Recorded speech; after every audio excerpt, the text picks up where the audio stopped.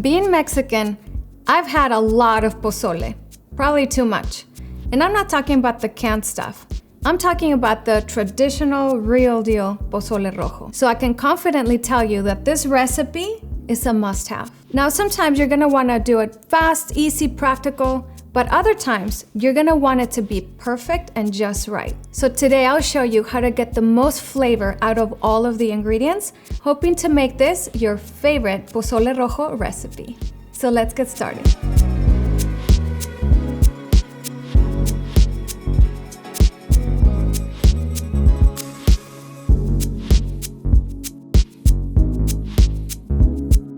Let's talk about the ingredients and how to get the most flavor for this delicious Pozole Rojo.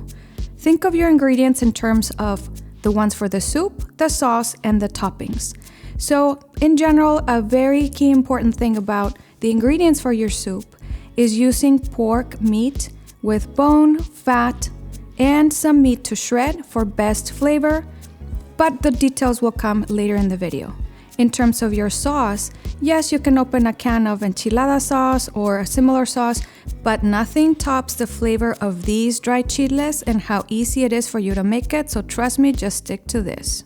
We'll be using guajillo peppers, which are chile mirasol, and when dried, it becomes guajillo. This is the main one to give the soup that smoky flavor without it being hot or spicy. We're using pasilla peppers, which is the poblano pepper. When dried, it's called pasilla. This is perfect to add a bit of sweetness and taste to give the soup depth and flavor. And I'm adding árbol chiles de árbol. This is to give it a little bit more spice. If you only add a few, it really pops that flavor. If you want it spicy, you can add more. First, in a large stock pot, put your 4 to 5 quarts of water or broth to boil. Also separately, you'll need water to boil for your chile sauce. Since this takes a while, it's perfect to start with this so you can do the rest. While both your waters come to a boil, in the meantime, let's prep the meat. Grab your 2 pounds of pork and 1 pound of pork rib in pieces. It also needs to be room temperature, so I'm using cookie sheets, parchment paper, and a wire rack, and pat them dry really well. Don't forget your paper towels. This step is important because we're going to sear the meat and it needs to be completely dry. Sprinkle generously with salt and pepper, flip, and do the same on the other side. And allow them to get to room temperature while you make the sauce. To prep the chiles, it's important to remove and discard the stems and the seeds. Now, the reason you want to get rid of the stems, the seeds, and the veins from the chili pods is because it makes them bitter. Not necessarily hot, but bitter. So clean them really well. Now, my tip on how to do it, the easiest way I found is with kitchen shears. It makes it so comfortable to just flip them around in your hands. It cleans them fully without damaging the skin. Notice that when I cut them open, you can tell they're clean, de-seeded, and de-stemmed so easily and ready for the next step. Next, in a small saucepan, heat up oil. I'm using avocado oil because it's perfect for high heat. You want that oil to reach 350 degrees Fahrenheit, no higher than that. Holding the chiles with tongs, dip them for 3 seconds and then immediately remove them. You'll notice they'll instantly become aromatic. The reason we're doing this is because it'll really bring out that smoky flavor and the best flavor out of each chile. Continue this process with all of the chiles and then place them in a bowl. Now you'll add the hot water from the pot and let the chiles soak for 20 to 25 minutes. Make sure they're fully immersed. While the chiles soak and get soft, let's sear the meat. Heat up a saute pan or skillet to medium-high heat. Add a tablespoon of avocado oil or enough to coat the bottom of the pan. Pat dry the pork again, as it's likely the salt drew out moisture from them again, so make sure to pat them dry before putting them on the skillet. You want to work in batches to avoid crowding the pan, so maybe pat dry a few at a time while you cook them and then continue going. You want to sear that meat on all sides, so first set it down and don't pick it up again until it releases on its own. The goal here is to sear and caramelize the outside of all sides. You're not going to fully cook it.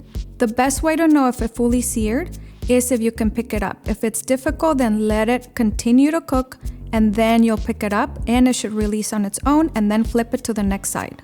Once all of your meat is fully seared, set aside. By now your water is boiling, so add a quarter white onion, a head of garlic, a tablespoon of allspice, and 2 bay leaves. Add the caramelized seared meat, cover and cook on medium-high heat until it comes to a boil. Once it's boiling, it'll likely foam. That foam forms on the top because of the impurities of the bone and the meat and the fat. So just skim it and remove it with a large spoon. Cover it again and continue to cook on medium heat for about an hour or longer until that meat is fully cooked. While the meat is cooking, let's make the sauce. In the same skillet or pan where you sear the meat, don't clean that, let's use that for flavor. Lightly toast a quarter of an onion. Make sure that's nice and blistered and caramelized. And then add garlic cloves. You don't want to add them at the same time because the garlic is more gentle and delicate and it takes less time to blister, and if you overdo it, it'll become bitter. Add them to a blender. By now your chiles are nice and soft, so add those to the blender as well with a little bit of that chile water. Add 1 teaspoon of cumin, a tablespoon of chicken bouillon or beef bouillon, a tablespoon of Mexican oregano. It tastes different than the Mediterranean, so stick to Mexican oregano if possible. And the tip here is to rub it in your hands to really get the oils going so it becomes aromatic.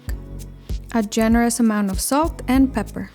Blend it really well. This is a high-speed blender, so it's easy to get it to a puree form. For the consistency of the sauce, you want it to be nice and smooth. It's important to taste it and adjust the flavor. If it needs more cumin or bouillon or salt or pepper, this is the best place and step to do it in. Keep in mind you want the flavor to be quite strong and a little bit on the salty side because you're adding this to over a gallon of broth. In this case, I added a little bit of New Mexico chili powder for a greater flavor and a little bit of spice. So keep tasting and adjusting your sauce until it's strong and flavorful. Because I used a high-speed blender, I won't need to strain it. If you used a regular blender, make sure to strain to not have any of the pieces in the sauce. Now we're going to deglaze that pan and pull all that delicious flavor left from the meat. You can add a little bit of oil or a little bit of butter. In my case, I'm using manteca, pork lard, because this will really bring out the flavor. Then add the sauce and have it reduce a little bit. Keep stirring constantly to help reduce the splatter. Turn it off and set aside and let that rest. Meanwhile, let's rinse the pozole maize really well under cold running water and a colander. I'm mixing it well with my hands to get rid of that brine that it sits in and get rid of that flavor. The cold water is a must, and keep mixing until it's fully rinsed and the water comes out clear. By now your meat should be fully cooked, so go ahead and remove that and set it aside to cool and later shred. Once the meat is fully removed from the pot, add the hominy and your sauce, mix really well, cover and let it simmer while you shred the meat. Remove the excess fat and the bones, and I like leaving the meat in chunks. I'm using 2 forks to shred, but you don't want to over shred it so it doesn't get lost in the soup. By now, the broth, the sauce, and the hominy have been simmering for about 20 to 25 minutes. It's important to do that before you add the meat back in. So add your shredded meat back in, mix all of the ingredients. Now you've got everything in that beautiful pozole rojo. Let it simmer for maybe 20-25 minutes and get it ready to serve. Now that your kitchen smells incredibly delicious, it's time to serve, garnish, and plate. Add some meat, broth, hominy, and top it with nice ice crisp lettuce, onion, radish, oregano, maybe some avocado, salt, pepper, or whatever makes you happy, and have on the side some tostadas to give it something crunchy to eat it with.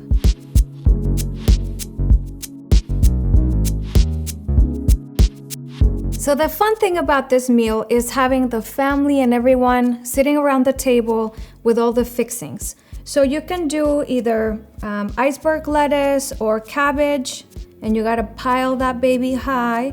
And you can either do it make the plate really pretty for each person, or let it be fun and just set everything around the table, all the sides. The onions, it can be red onions, white onions, oregano, that's a must-have. radishes, limes, avocado, tostadas. If you don't have tostadas, you can just take some tortillas and get them toasted. Or you can also just get like tortilla chips, you know, like the dipping ones. So you can use any of that. And then everybody can just make their own. Now, I like spicy stuff. So there's this other sauce that I make that you can add on here to make it even spicier. You can have that on the side. Or salsa macha, I'll make you guys a video on those as well. But for today, this is all about pozole rojo. So the best part of these videos for me personally is tasting the food. So let's see how this one came out. First of all, it smells amazing. I can smell the chiles, the roasted like spices and stuff. So it's already like a very aromatic soup, and when it's cold outside and dark and wintry, this hits the spot. For some people, when they drank too much, this also hits the spot because of the spices.